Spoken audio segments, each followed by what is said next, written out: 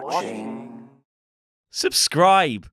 Hey everyone, it's SoCalVal for ScreenStalker, and today we've got a film up for review that everyone's talking about, Captain Marvel, from, you guessed it, Marvel Studios. Now before I start gushing about this movie and how great it is, because it is, I'd like to point out that before I saw this film, I read several reviews online. Most were positive, some were negative, aka wrong, and several had one thing in common. It seems that a lot of people had an issue that the first 40 minutes or so of the film were boring, confusing, or didn't reflect how good the rest of the film was. Well kids, this is why you should never take movie reviews too seriously, unless they're mine. I saw the film, and yes, there's a lot of confusion at the start of the movie, but here's the thing. There's nothing wrong with not having all of the answers right away. Because at first we're like, okay, she's an alien, but now she's like at Blockbuster Video. Is this a throwback? Is it a dream sequence? What the hell's going on? Here's the good news. The story unfolds in a really satisfying way, and eventually all of your questions are answered. So strap in, stop overthinking every scene, and just enjoy the ride. Oh, and spoiler alert, she's not an alien, but she doesn't even own a Blockbuster Video card, which like in 1994 would have made her seem like an alien. Because Blockbuster was like the place to be back then. Blockbuster was where you went to be seen, man. You were like cool if you were at Blockbuster. That little Blockbuster card gave you status, man. Back in 1997, I rented Flubbers so many times that they upgraded my Blockbuster card to Platinum. True story. Anyway,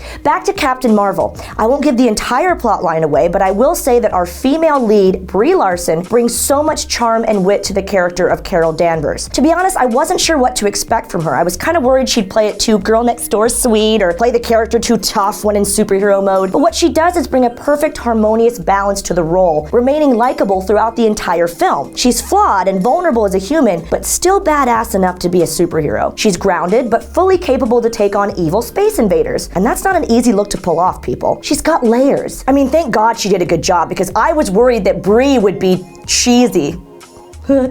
Cheesy?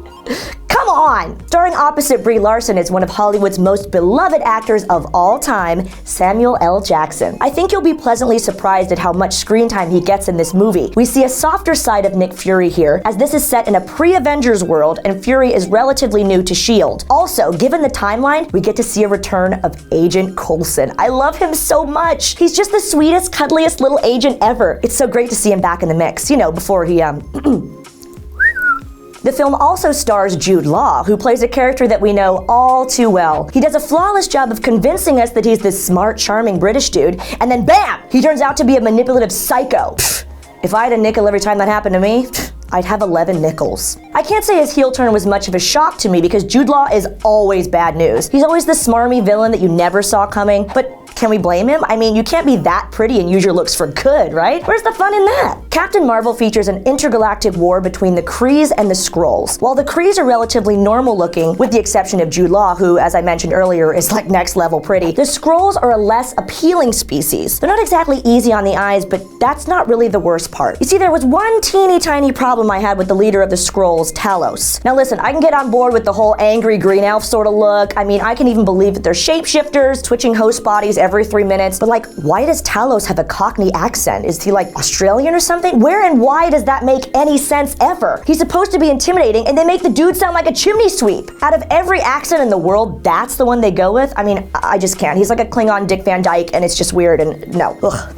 Luckily, the soundtrack for this film makes me forget about all of that. Guardians of the Galaxy sort of set the tone for Marvel films having really fun, upbeat throwback hits during some of the action scenes. But this time, Captain Marvel's most thrilling scenes are set to the ultimate female-driven 90s playlists. We're talking about bands like Hole, Garbage, and Vogue, and no doubt, if you were a 90s teen, this was the soundtrack to your life. These are the songs you blasted from the speakers of your car that made you feel powerful, and I love that they incorporated that into the story here. Nice touch. Now, I won't give you any more spoilers, but I will mention that that damn Tesseract is back. And as usual, it's causing mischief in not only our world, but for the entire Marvel universe as well. How does one glowing Rubik's Cube of doom cause intergalactic mayhem of epic proportions? Well, we'll find out more as we ride the new wave of Marvel films that are set to be released after Captain Marvel. You know, Marvel has an impressive knack for always leaving us wanting more. I can't wait to see where we'll go from here in this new post-Marvel Infinity Saga era. In conclusion, I definitely recommend Captain Marvel as a film you must see in the theater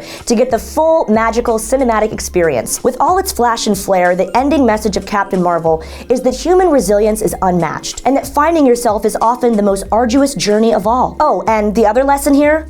Never trust a cat. Thanks for watching, everybody. I'm SoCalVal for ScreenStalker. Don't forget to like, subscribe, click the bell to enable notifications, and check out the videos right over here for more awesome content from ScreenStalker. Oh, and don't forget, we're watching.